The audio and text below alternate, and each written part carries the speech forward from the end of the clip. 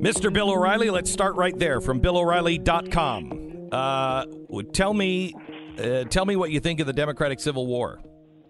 Well, you're not being fair to Hillary. No, I'm not. No, and I think everybody should email you back and say you're not being fair to Hillary Clinton. All right. Good. All right. How am I not being fair to her? Because you're basically saying that she bought the Democratic nomination. She bought it, all right, by taking over the finances of the Democratic National Committee, right? That's what you're saying, right? Well, she bought the DNC, and she bought all the power that goes with it, but she still won in a landslide over Bernie. Well, but that's not really germane to what's happening here. It didn't really matter if she won because, as I perspicaciously said on national television, she bribed all the superdelegates before the thing even started. Yes. She didn't have to do any of this. Yes. All right? Yes. She had all the superdelegates. If you remember, superdelegates are people who show up at the convention, the nominating convention, and they don't have to. They're not bound by any voting. They can just vote for whoever they want to. This is the way. This is, by the way, the superdelegate thing is the way socialists actually always work. What the superdelegate. So Hillary knew it was all a big facade. Hillary knew, and Bernie knew. I love Bernie, but Bernie. Yeah, he knew he was going to win. He had no shot, no matter how many votes he got, because the superdelegates were going to vote for Hillary Clinton. That was it. The fix was in before the process even started. That's how bad it is, and that's why I'm saying not being fair to Hillary Clinton, because she's far worse than you portrayed. You were too nice. I'm sorry. That's not fair. I tried to be fair. I'll try to be even fairer next time. Here's the soundbite of the week. I love this. She goes on the Daily Show with Trevor, whoever he is. Oliver. I don't know who he is. Nobody watches the show. No, that's Oliver's on HBO. It's Noah. That's Trevor John Noah, Oliver. okay? This one is Kevin, or this one is Trevor Noah. Trevor Noah. That's right. You're right. Yeah. Okay. There's a million of these things, and nobody watches them. Yeah. All right. So anyway, she's sitting there plugging her book, which, by the way, I'm outselling hers. Thank God. And then she says, Oh, yeah, well, we might have funneled some money into Fusion GPS, more than $1 million, okay? Yeah, I didn't know that, of course. But even if I had, what's wrong with that? It's just opposition research. You're just trying to figure out what the charges are, and then we would vet them. Of course we would. Now, this is the same crew that when Donald Trump Jr. said that he'd meet with some Russian lawyer who said she had dirt on Hillary Clinton. It was 3 weeks of panic on CNN. It was like people, Donald Trump Jr., where's the news? String him up. Okay? Donald Trump Jr., the guy with the hair, okay? They wanted to hang him. Hillary Clinton, the same exact thing by 10. Okay. Hang on. Stop. This is, by the way, Starbucks must be doing really well in your neighborhood because you're fired up. Now listen, genuine outrage. So here's the thing. I have been saying all week. We have been talking about it all week. I mean this sincerely. When you're watching CNN, they are trying to say that the Fusion GPS is nothing. And what happened in Trump Tower is the worst crime of all. And I cannot see a difference other than one tried and failed. The other succeeded and paid lots of money for it and then tried to shop it around and then gave it to the FBI and they used it. I mean, and it was all bogus. So we have to continue to point that out. All of these things in that so-called dossier were fabricated crap. But look. Okay, so you, Glenn Beck, and me, Bill O'Reilly, we see the absurdity, and I'm sure your listeners do too, and the hypocrisy and everything else of where we are in this country, that the regular person cannot get the truth from the national media. Can't. It's impossible because they are basically in business to promote a secular progressive agenda and change the country. Would you agree with that? Yes, I would. Okay. So that what do people do hang on, now? wait. I'm not sure that it's, in fact, I don't believe it's a coordinated effort. I do believe they just all really, truly believe the bullcrap that they are shoveling. Whoa. Yeah, now you're making a big mistake. And, Stu, I want you to, stay close to Beck on this I'll step in. You say it's not a coordinated effort in the sense that they don't get up every morning and call each other. Yes. That's true. Yes. The Republicans do that far more than the Democrats do. It's massive groupthink. They all had the same teachers. They all had the same universities. No, more than that, though, Beck. More than that. It's shaming. It's shaming. If a guy on CNN, I don't even know who they are now. It's just or Tapper. I think he's over there, right? Or one of those guys. All right. If they were to dare go against the orthodoxy that's in play with the secular progressive movement, if they were to dare question it, dare to be fair. Oh, I love that slogan. Dare to be fair. Okay. They would be shunned. Okay, shunned. Okay, hang on just a second. Twitterized, they couldn't go out of the house. Hang on. They'd be shunned. Hang on. That's the pressure. I believe that Jake Tapper was doing all of those things during the Obama administration.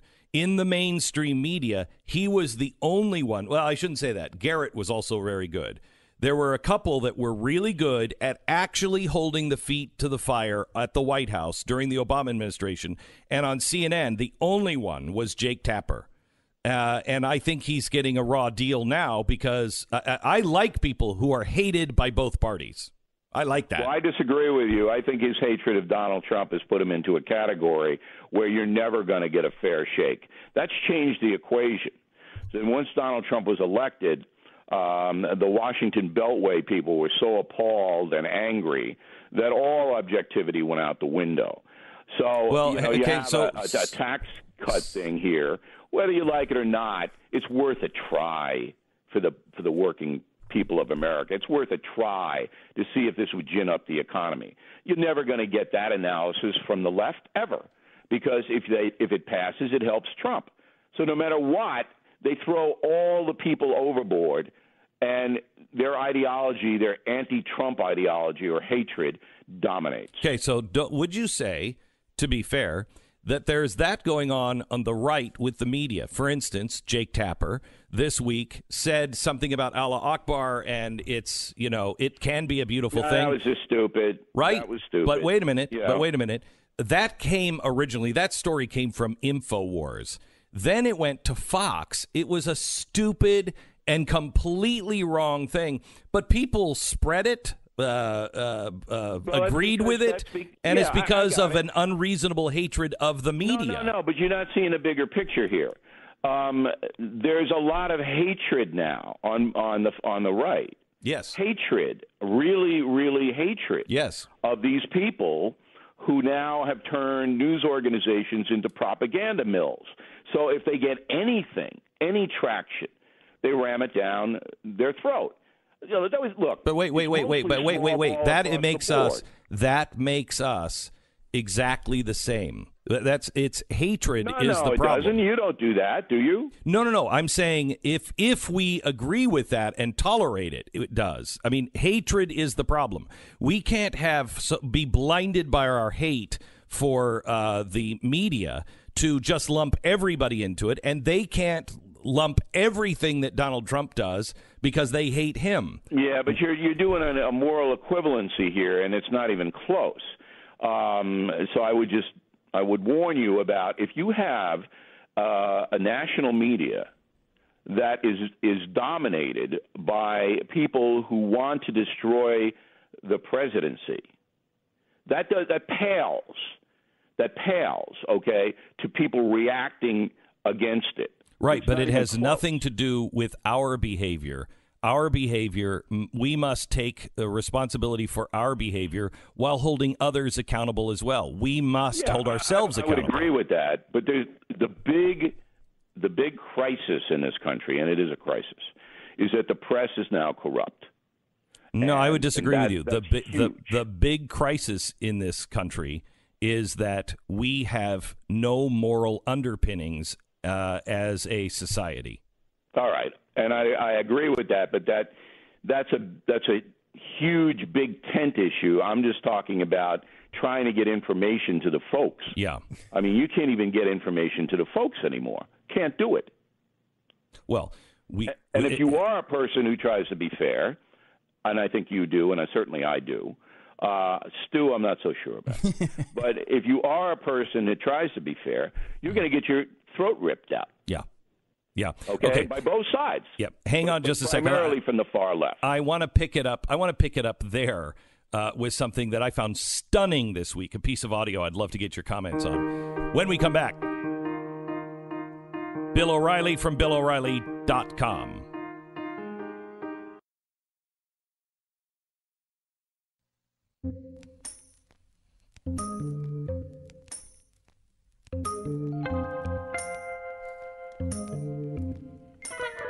Glenn Beck. The Mercury fundraiser we do every year, the Mercury M1 ball and raffle, is coming up. The ball is happening the weekend before Thanksgiving. I think that's November 18th. And Chuck Norris is going to be there along with his wife. I think he's one of the chair people this year. I and my wife will be there. And you can buy your tickets at mercury1.org/M, the number 1 ball. But we're also giving away a GMC Canyon pickup truck, 2017 GMC. Tickets are $100. Bill O'Reilly, how many tickets am I going to put you down for? You know, I think I'm going to bring my whole crew, the whole Levittown, New York crew. Are you really? You don't have to wear ties, do you? Yeah, you do. Actually, no, this year it's a cowboy theme, so you don't have to wear anything. Yeah, but we have a lot of cowboys on Long Island. Oh, I know. Yeah. Anyway, I got one question before we launch into the serious stuff. You got a lot of new age stuff going on, a lot of dinging and little chime music and all of that. Is that an outreach to the millennials, or what is it? No, it's just really something we burn incense here, and we're worshiping that god with an elephant head and like human arms. So I don't even know what the name is. Hindu motif going on. Yeah, that's what we have going on. So Bill, I want you to hear something, because anybody who has been in the right knows that we are constantly under attack. And they list our sponsors and people who have never sponsored the show, and they track who's dropping, et cetera, et cetera. Listen to Kathy Griffin about TMZ. Listen to this. When the Trump mask photo came out, why did TMZ need to report every single one of my shows that was canceled in real time? Why? What was the point of that? What do they care if I had a show canceled at the Count Basie Theater in Red Bank, New Jersey? It feels targeted. Oh, and now that we know that Harvey Levin is very... It feels targeted. Yeah, I know. She feels targeted, Bill. This woman must live in Bangladesh. That's where her permanent residence must be. This has been going on for how long, Beck? This Media Matters. It started by the Clintons in 2000, I believe. Yeah, this has been going on, and she's just checking this out now that it's hit her. Right. It's a horrible, disgraceful part of the American landscape that corporate sponsors give into this kind of blackmail, and if you don't do what we say, and we're crazy, so it's not like we're fair, then we'll try to hurt your business. The best example of this that everybody knows is Ivanka Trump and Nordstrom's. Yes. That was so outrageous. Yes. So outrageous that they threatened Nordstrom if they didn't drop Ivanka Trump's clothing line. For what reason? Ivanka Trump what was she doing? Helping her father? And Nordstrom's gave into it? That was the end. So Kathy Griffin, I think the woman is, well, forget it. It's not.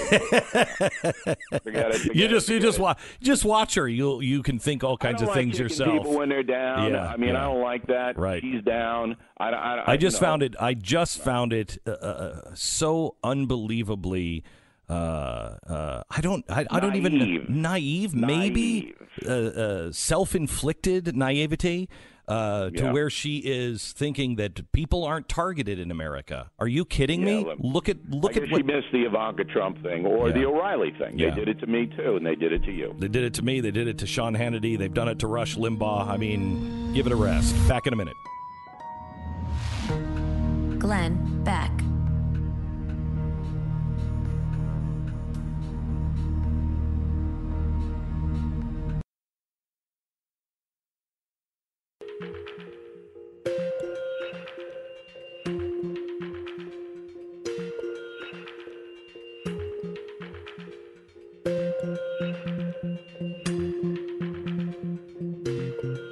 This is the Glenn Beck Program. All right. Bill O'Reilly, you said earlier that, there's an attack on our way of life. I don't know if you saw this, but Cosmo is now pushing incest. There's an article, This is What It's Like to Fall in Love with Your Brother.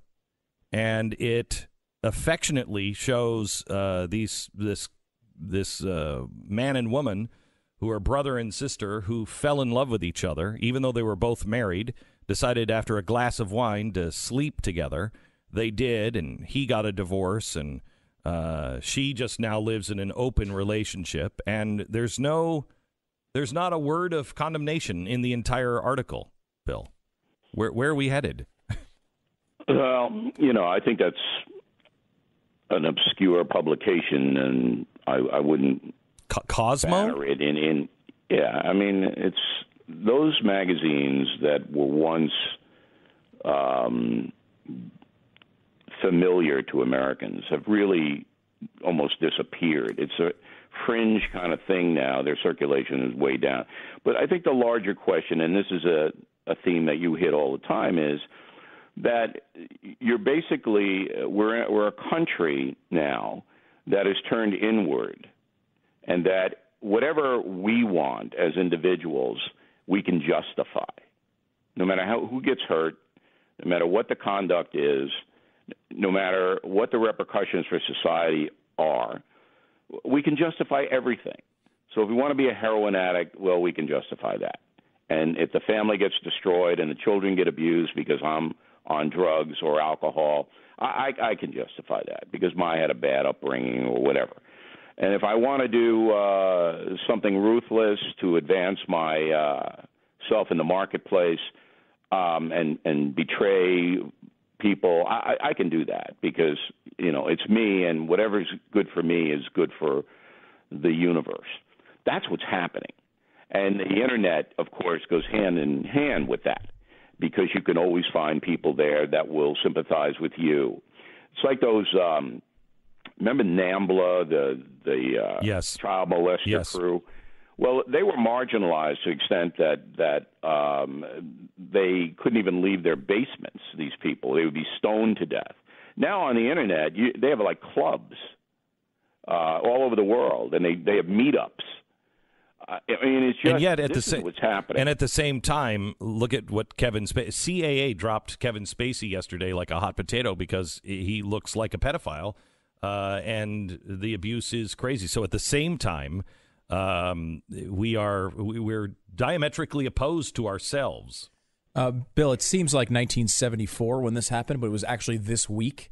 The George Papadopoulos and Paul Manafort and Gates thing that went on with the president. The Papadopoulos thing, I had to get your take on how the media is reacting to this guy, who I had never heard his name until this week. It didn't seem like anybody had ever heard his name. And this is the comment that the media is trying to make a big deal about from the president, where he called Papadopoulos an excellent guy. Listen. George Papadopoulos, he's an oil and energy consultant, excellent guy. That's their evidence. That's it. I know. He'd never heard this guy's name, right, Bill? Trump calls everybody an excellent guy. I mean, and then until they cause trouble, and then they're But look, this is a 30-year-old guy who was a fringe person in the campaign. He wanted to be more than that. He tried to get some kind of access to Russia. and he lied to the FBI. So that's the story. Now, did Donald Trump deal with him? No. I mean, he was one of 5 so-called advisors, but Trump doesn't deal at that level. So it's another story that means nothing, that is seized upon to embarrass the president, because that's the goal. Wear people down, wear the country down. Every day have something else.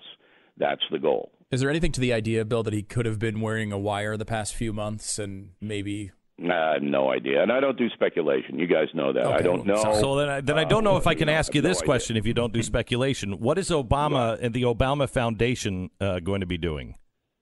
Obama Foundation? Yeah, they just launched the new Obama Foundation, and the mission is not clear. Really good things? Really good things. Mm-hmm. So they're going to be doing really good things. Can I tell you an interesting story?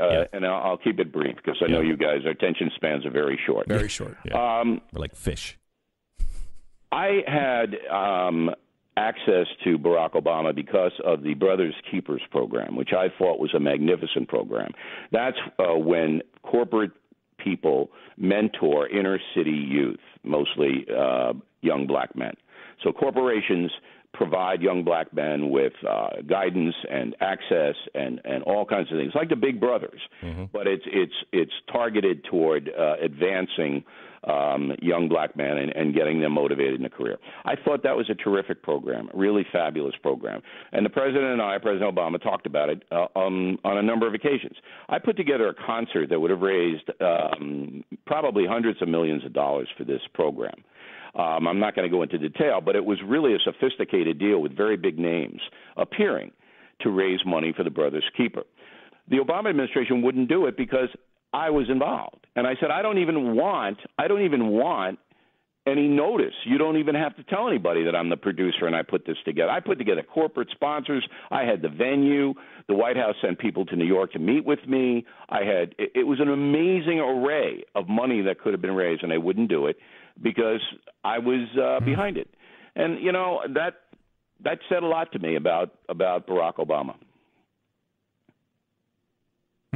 Oh, our attention span had run out. I'm sorry. Yeah, I'm sorry. I was looking up at the top of the food to see if anybody sprinkled food at the top of the water here. Right. Tell me about taxes. What your thoughts are on the GOP? Give it a shot. Stop whining. Give it a shot. It's not going to be perfect no matter what it is. Somebody's not going to like something, and lobbyists are going to. But if this thing, the corporate tax cut, can reinvigorate the economy, everybody will prosper. Everybody will benefit. Everybody who's working.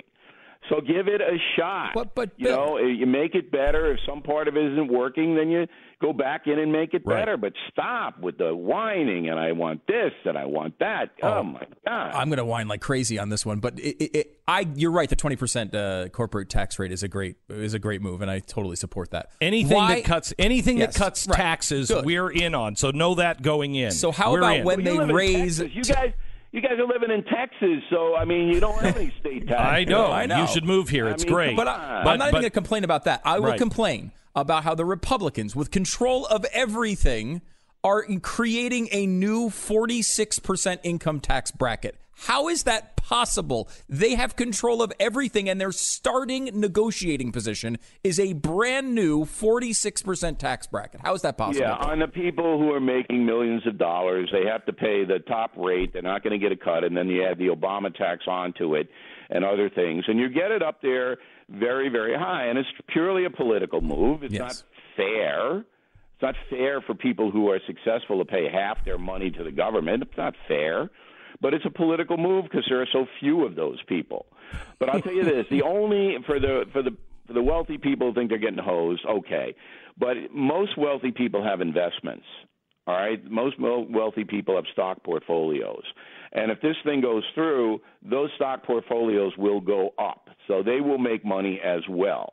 But yes, is it fair that somebody who works hard and succeeds has to fork over? Yeah, I don't even think that's money? I don't even think that's the point. The point is, how are they? If these are our defenders, if these are the ones, and they come out and they start there, I mean, basically we're starting with, Joe Lieberman. That was the Democratic position. This used to be the Democratic position. We don't have anybody who actually believes in small government and low taxes and low spending anymore. No, I would say that's right. I mean, Trump's not a small government guy, and he knows that his reelection hinges upon working people, not wealthy people. So he's going to, give all of the cuts to the working people, and that's the way he's going to play it. So it's a purely political move. They hope to peel off a few Democrats to vote for it, but probably not going to happen with Schumer, having that big axe to cut off your head. But look, you know what it is. It's politics. All right. Bill, thank you so much. Any plans for? I'm getting the boot. You're getting the boot. You're getting the boot. I want to swim over near the castle. That's what did it. I want everybody to buy BillO'Reilly.com premium membership. Our new motto, Beck. Do you know what the new motto is? No, you don't. No, I don't. Take your country back. That's I've heard that. Take your country back. Yes. And you got to get involved. So BillO'Reilly.com and Killing England. Thanks for the plug earlier. I really appreciate it. Yep. And thanks for having me on. You got it, Bill. I hope it was edifying for you. Is that the word of the day? Word of the day, edifying. All right. Thank you very much. Bill O'Reilly for BillO'Reilly.com.